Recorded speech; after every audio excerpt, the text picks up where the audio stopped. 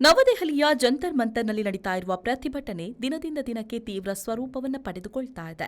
ಶಿಕ್ಷಣ ವ್ಯವಸ್ಥೆಯಲ್ಲಿನ ಅಕ್ರಮಗಳ ವಿರುದ್ಧ ನಡೀತಾ ಇರುವ ಈ ಹೋರಾಟದಲ್ಲಿ ಶಿಕ್ಷಣ ತಜ್ಞ ಮತ್ತು ಪರಿಸರ ಹೋರಾಟಗಾರ ಸೋನಂ ವಾಂಗ್ಚುಕ್ ಅವರ ಅನಿರ್ದಿಷ್ಟಾವಧಿ ಉಪವಾಸ ಸತ್ಯಾಗ್ರಹ 17ನೇ ದಿನಕ್ಕೆ ಕಾಲಿಟ್ಟಿದೆ.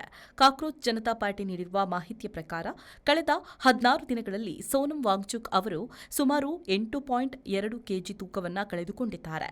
ಅವರ ರಕ್ತದ ಸಕ್ಕರೆ ಮಟ್ಟವು ಕುಸಿತಾ ಇದ್ದು ತೀವ್ರ ದೈಹಿಕ ದೌರ್ಬಲ್ಯ ಮತ್ತು ಸುಸ್ತು ಕಂಡುಬರ್ತಾ ಇದೆ ಅಂತ ಸಿಜೆಪಿ ಆತಂಕ ವ್ಯಕ್ತಪಡಿಸಿದೆ. ಪರೀಕ್ಷಾ ಅಕ್ರಮಗಳ ವಿರುದ್ಧ ಸಿಜೆಪಿ ನಡೆಸ್ತಾ ಇರುವ ಈ ಪ್ರತಿಭಟನೆ ಇದೀಗ 25ನೇ ದಿನಕ್ಕೆ ತಲುಪಿದೆ.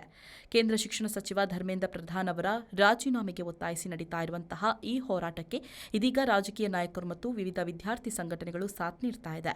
ಪ್ರತಿಭಟನಾ ಸ್ಥಳಕ್ಕೆ ಆಗಮಿಸ್ತಾ ಇರುವ ಪ್ರಮುಖರು ವಾಂಗ್ಚುಕ್ ಅವರ ಹೋರಾಟಕ್ಕೆ ಬೆಂಬಲ ಸೂಚಿಸುತ್ತಿದ್ದಾರೆ. ಒಂದೆಡೆ ಹೋರಾಟ ತೀವ್ರಗೊಂಡಿದ್ರೆ ಮತ್ತೊಂದೆಡೆ ಸರ್ಕಾರದ ಪ್ರತಿನಿಧಿಗಳು ಈವರೆಗೆ ಯಾವುದೇ ಸ್ಪಷ್ಟ ಪ್ರತಿಕ್ರಿಯೆಯನ್ನು ನೀಡಿಲ್ಲ ಎಂಬ ಆರೋಪ ಕೇಳಿ ಬರ್ತಾ ಇದೆ. ಉಪವಾಸ ನಿರತ ವಿದ್ಯಾರ್ಥಿಗಳು ಮತ್ತು ವಾಂಗ್ಚುಕ್ ಅವರ ಆರೋಗ್ಯದ ಬಗ್ಗೆ ಕಳವಳ ವ್ಯಕ್ತವಾಗಿದ್ದರೂ ಮಾತುಕತೆ ನಡೆಸಲು ಯಾರೂ ಮುಂದಾಗದೇ ಇರುವುದು ಹೋರಾಟಗಾರರ ಆಕ್ರೋಶಕ್ಕೆ ಕಾರಣವಾಗಿದೆ.